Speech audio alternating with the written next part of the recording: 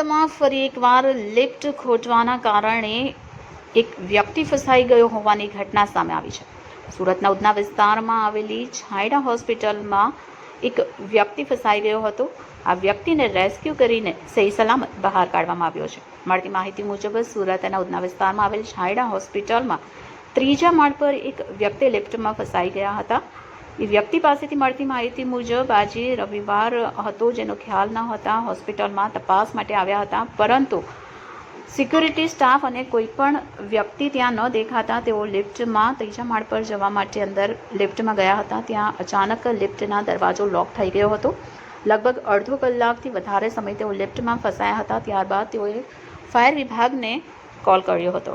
Udhna fire વિભાગનો staff ઘટના સ્થળ પર પહોંચ્યો હતો અને રેસ્ક્યુ કરી આ વ્યક્તિને સહી સલામત બહાર કાઢવામાં આવ્યો હતો.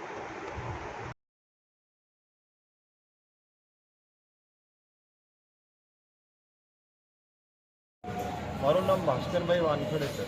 આ કઈ જગ્યા પર શું ઘટના બની છે?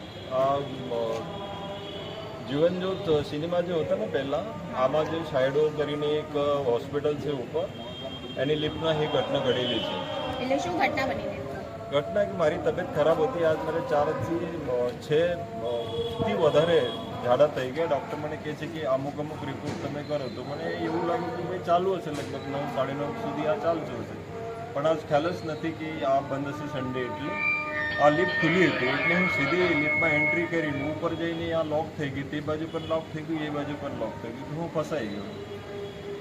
વચ્ચે ફેન બંધ થઈ ગયા અને મારી ગભરામણ થઈ ગઈ. તો પછી 100 નંબર પર ફોન કર્યો. 100 વાળા કહે છે કે 101 વાળાને કોલ કરો, એટલે તમારી સેવા. કેટલા ટાઈમથી ફસાયેલા હતા? અડધા કલાકથી વધારે સમય સર આમાં હતો. તમે કોઈને મળેલા અહીંયા વોચમેનને? કોઈને કોઈ હતું જ નહીં સર. બરાબર. એ તમે એડા કરું છું કે સીધો જ એન્ટ્રી કરું. કોઈ પણ હશે તો સિક્યુરિટીવાળા મને કહે ને કે ભાઈ આજે સન્ડે છે, બંધ છે કે ફલાણ છે, એવું કંઈ નથી. એટલે મતલબ ઓપન છે. તમે કઈ જગ્યા પરથી ફાયર ટિકિટમાં સાહેબ આવ્યા? અમે ઉધના ફાયર સ્ટેશનથી આવ્યા. અમને કોલ મળ્યો કે લિફ્ટમાં માણસ ફસાઈ ગયો છે સાયડો હોસ્પિટલમાં. એટલે કોલ મળતા તરત અમે ત્યાંથી નીકળી ગયા અને ઘટના સ્થળે પહોંચ્યા. આવીને ત્રીજા માળે ઉપર ચેક કર્યું તો ભાઈ ફસાયેલા હતા. બહારથી લોક હતું. લોક બહારથી અમે અમારા ફાયર એક્ટથી કાપી નાખ્યું. અંદર પ્રવેશ કર્યો. પ્રવેશ કરીને પછી લિફ્ટનું બી લોક કટરથી લોક તોડ્યો. પછી એ માણસને બહાર કાઢીને એમને બચાવી લીધું.